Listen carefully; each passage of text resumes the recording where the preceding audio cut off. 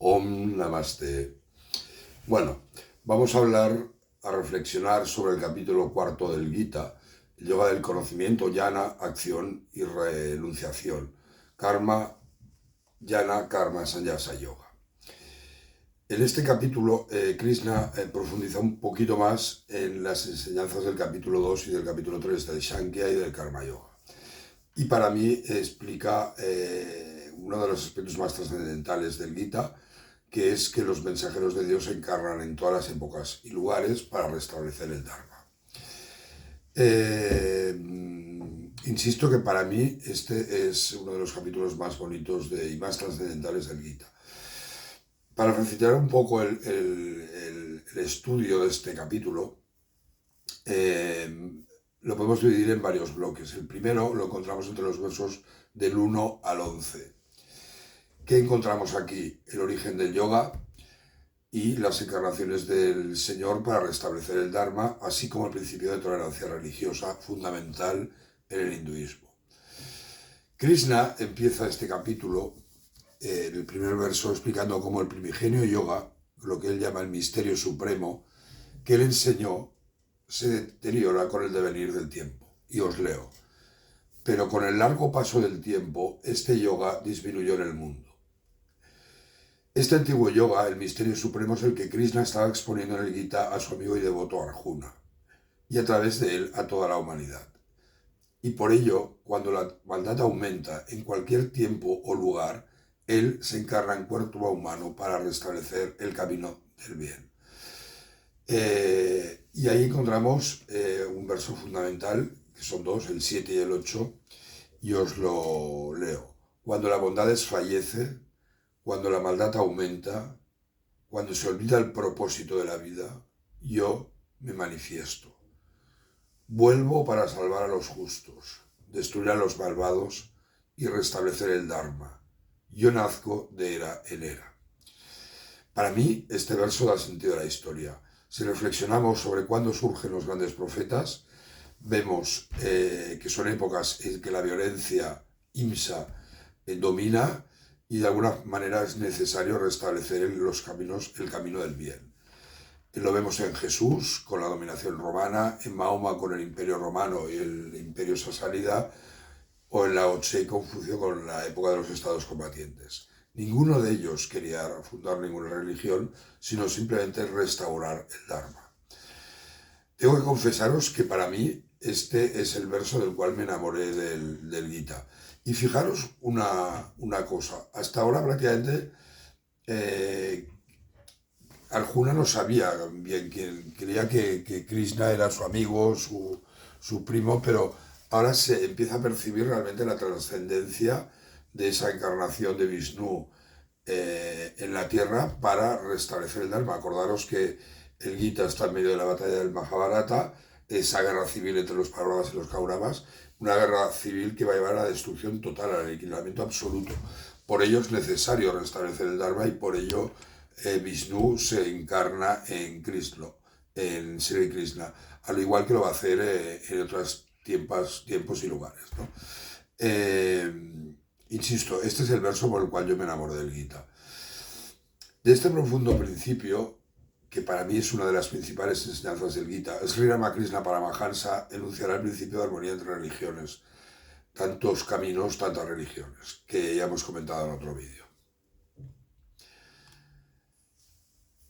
Su discípulo Swami Vivekananda lo explicará a Occidente, incluso fundamentará su visión de formación de la misión Ramakrishna, pensar que gestionan una universidad y muchísimos centros educativos en toda India, y precisamente la filosofía de la misión Ramakrishna respecto a la formación se basa en estos dos versos que os acabo de leer.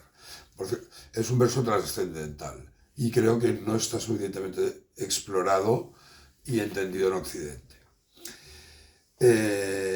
Una vez explicado esto, Sri Krishna procede a recordarle de nuevo a Arjuna que a través de la devoción del Bhakti y del camino del conocimiento del Jnana y libres de pasión y de ira, es decir, siguiendo el camino del Dharma, nos uniremos con él.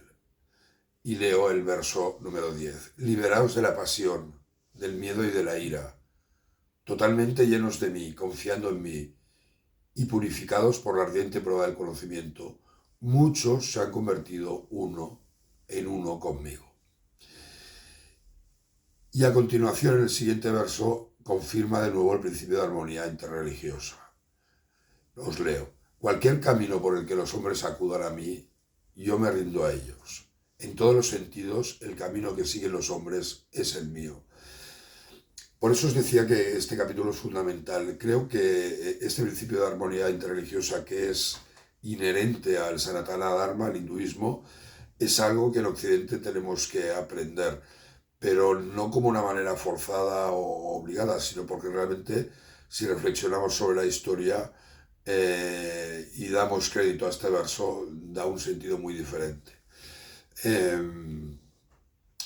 Bueno, esto sería el primer bloque de este capítulo cuarto del Gita. Vendría el siguiente bloque, que está entre los versos 11 y 18, en el cual encontramos el concepto importantísimo del Niskama Karma.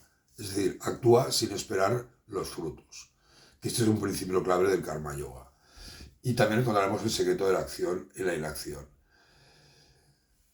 Swami Vivekananda decía, la acción realizada sin ninguna expectativa por sus frutos o resultados es el Niskama Karma. Y, como hemos dicho, es el principio central del Karma Yoga. Os leo el verso 18. Quien vea la acción en la acción y la acción en la inacción es un iluminado entre los hombres, es un yogi, ya ha hecho todo lo que necesita hacer. Tenéis que reflexionar sobre este Gita. Y también nos muestra cuál es el secreto de la acción yógica. Y os leo.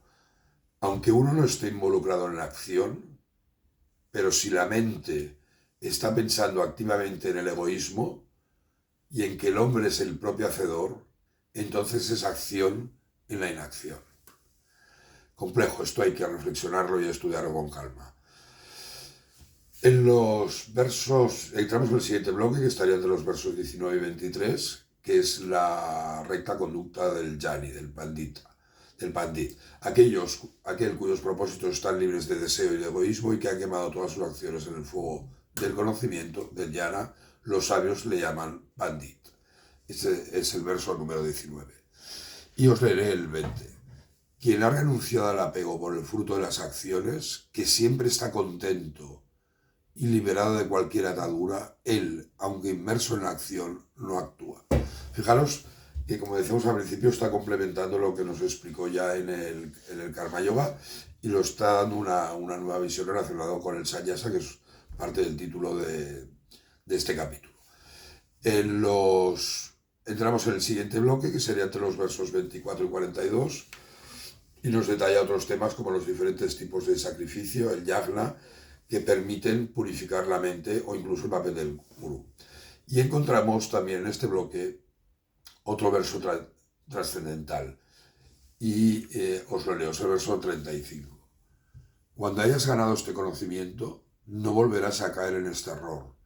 En virtud de ello verás a todos los seres sin excepción en ti mismo y por lo tanto en mí. Fijaros qué bonito ver ese todo es uno del Vedanta, lo tenemos aquí reflejado.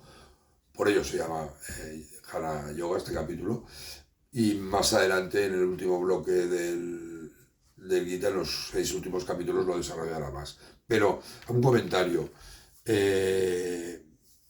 Este capítulo de Jnana Yoga es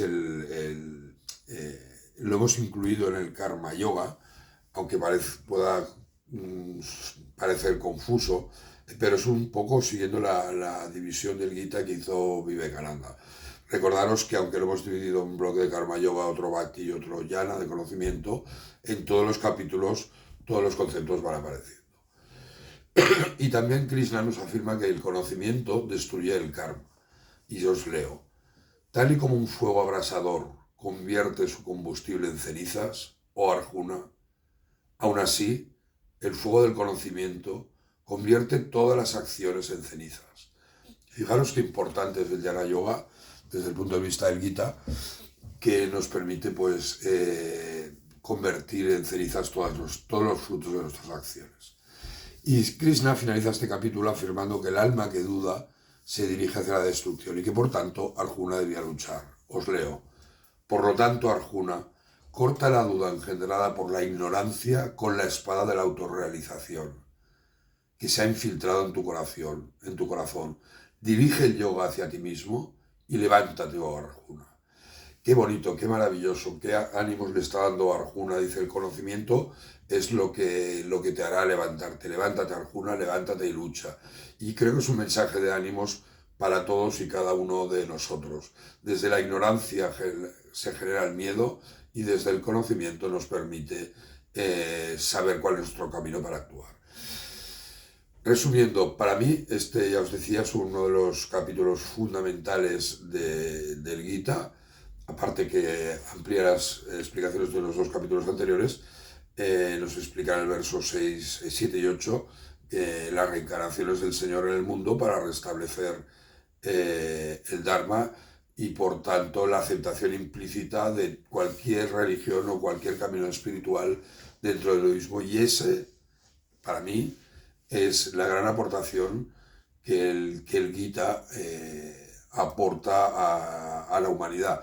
Recordemos que el Gita es ante todo armonizador. Si nos fijamos, en el propio Gita está armonizando Sankhya Yoga con Karma Yoga, con Jnana Yoga. Dice que todos los caminos son iguales. Incluso acepta visiones casi dualistas, como podría ser el Bhakti, con visiones Advaita o no dualistas, como podría ser el todos uno del Vedanta, ¿no? Entonces, esa para mí es el gran aporte del Gita en el mundo actual, que es que nos permite un marco para entender cómo respetar y cómo entender las otras religiones del mundo. Muchas gracias por vuestra atención. Saludos.